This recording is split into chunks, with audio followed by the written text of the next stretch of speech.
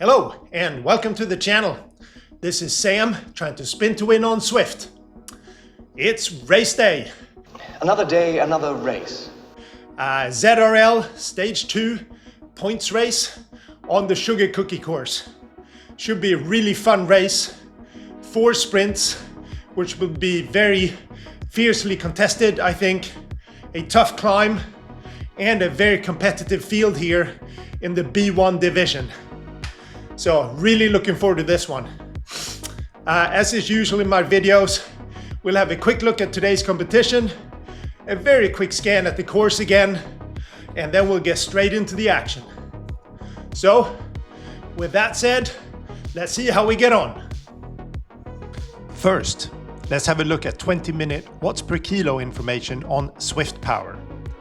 As you will see, I actually had to scroll a bit here, and we find me in around 28th place. Clearly a lot of strong riders in this race. The picture is a bit better on 15-second watts per kilo, where I am in 12th place. But my sprinting has not been good lately, so I am not putting too much confidence in this stat. Finally, on ZwiftRacingApp, I am in 11th place. However, due to a few late signups, I was actually in 13th place. I find this metric very useful, and based on this, a top 20 should be possible and a pretty decent result for me. Now let's have a quick look at the Sugar Cookie course before we start the racing action. I covered the course in detail in a prior race recon video, so I will only provide a quick recap today. The Sugar Cookie course, including the lead-in, is around 39 kilometers in length with around 250 meters of elevation. I would expect the race to take around 55 minutes, give or take a few either side. There are 4 sprints in the first half of the course, and they will be fiercely contested today given it is a points race. 3 fastest across the line, or FAL, contests on the first, third and fourth sprint, and fastest through segment, or FTS, on the second sprint. The main feature is the epic com to the bypass climb in the second part of the race. For the front of the race at that point, the real separation will likely occur here. In short, if you're not part of the front group at the end of the climb, you most likely will not feature in the top spots. It'll be too late. As mentioned, I am expecting the sprints to be really fast today, and that in turn is likely to whittle down the front group as people will get tired. After the climb, I think we will have a much reduced group who will likely have a bunch sprint at the end. But let's get the action underway and see what actually happens. Let's race. As the race gets underway, with the usual spicy Zwift start I might add, I wanted to comment on my tactics and goals for the race. The tactics were actually pretty simple in this case. I wanted to stay with the front group to the finish, and if I picked up any sprint points along the way, that would be a nice bonus. I can actually sprint okay if I'm fresh, but I felt it was too big of a risk to go all out on the sprints in case I wouldn't have enough left in the tank for the climb, and thus potentially losing the front group at that point. Also, there are a lot of very strong sprinters in this race, and even a full effort from me might not yield much, if anything, but the cost would be me burning all the matches I would likely need later in the race. As for goals, I wanted to get a top 20 at the finish, and as mentioned, if I got any sprint points, that would be a nice bonus. We will now skip ahead to just before the first sprint starts. But I should mention that we held a pretty high pace up until that sprint. I think my average was around 3.8 to 3.9 watts per kilo, so the peloton was certainly not hanging about. And I think a few people were already a bit fatigued as we reached the first sprint. The Stoneway sprint is only 400 meters long, but as I expected, people started going hard, and I mean really hard, before the sprint even started, on the slight climb that lasts around 400 meters before the sprint even starts. As I rolled the footage here, I averaged around 6 watts per kilo or so, and it ended up being almost a 2-minute effort for me before I managed to get back to the front group, almost 800 meters after the sprint actually finished. In hindsight, I don't think I could have contested for the top spots on this sprint no matter what, and while I could have pushed harder and potentially grabbed a few minor points, I think I did the right decision to do a more steady effort. Having said that, I was certainly breathing hard at the end. And I wasn't the only one, it seems. As predicted, this sprint served as the first separation point of the race, with around 15 riders or so dropping behind at this point. The pace stayed pretty strong until we reached the Acropolis sprint, and I certainly hadn't fully recovered from the Stoneway sprint. While this one wasn't quite as hard, it was still about a 1-minute effort for me at 5 to 6 watts per kilo before the front group formed again. I am not sure what riders got FTS points on this sprint, but they have the ability to recover very quickly, it seems. And I am jealous. And as best I could tell, we didn't actually drop any more riders on this sprint. That just shows that there were a lot of strong riders in the race, with almost 50 still in the front group at this point. The pace finally slowed a little for the next 5 minutes or so. I think 4 riders from one team went off the front at some point, but the peloton did bring them back before the Sasquatch sprint started. I had recovered somewhat at this point, and I decided to go to the front as we approached the sprint. Again, I didn't want to go all out, but rather use about the same effort as I did on the previous sprints, but I was hoping that people were somewhat tired and that I could steal a few FAL points on this sprint. As we continue the footage, you will see that I ended up in 10th spot, I think, with my teammate Kim winning it. I was a bit worried that people would kick on right after this sprint, but while the pace did stay high, there was not a major push, and there were still around 44 left in the front group at this point. Another sprint. Fuck, you can't be serious, man. You cannot be serious! This time, the Woodland sprint. Again, the pace had stayed relatively high from the last sprint, and 2 riders had actually gotten about a 7-second gap on the peloton at this point. As we approached the sprint, I used the same strategy as on the last sprint and tried to stay towards the front without going all out.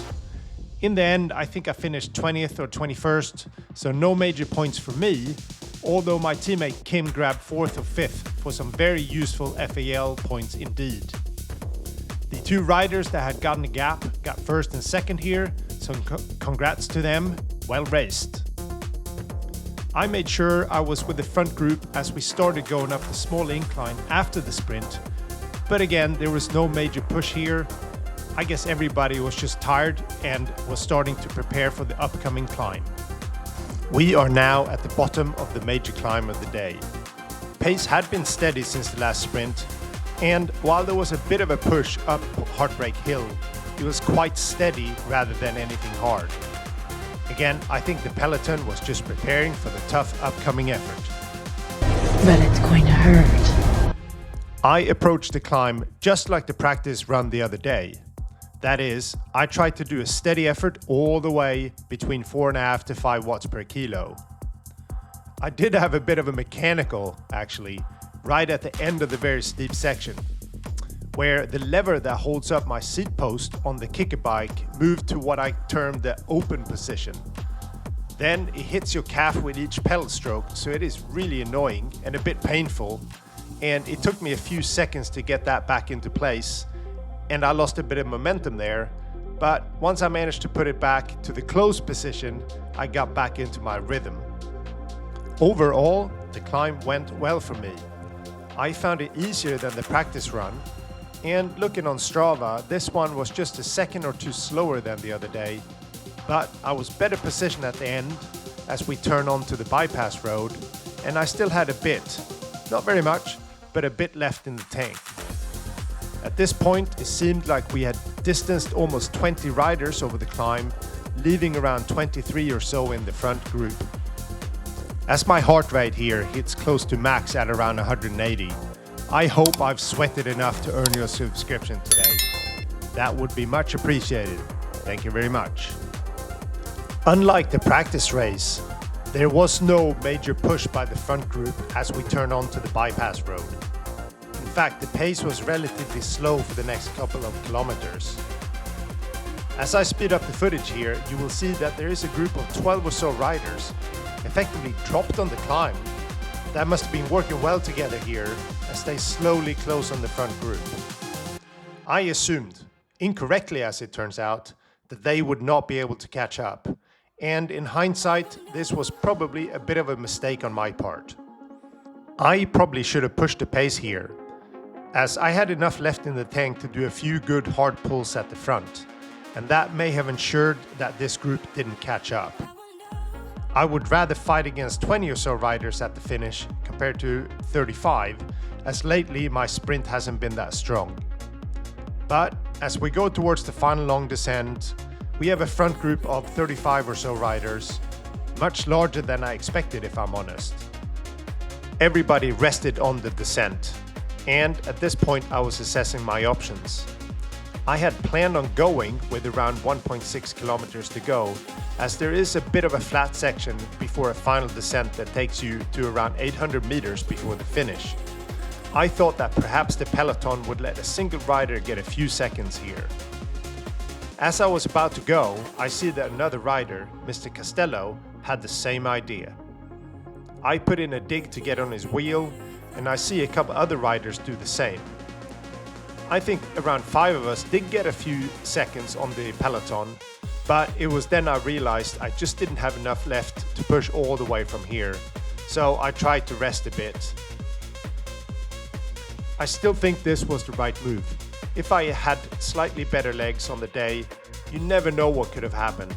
And I think a long attack would have given me better odds at finishing high in the race than a bunch sprint. But as we close on the finish, there is around 30 in the group, and I push as hard as I can, but my legs were toast at this point. And again, my sprint is more of a whimper.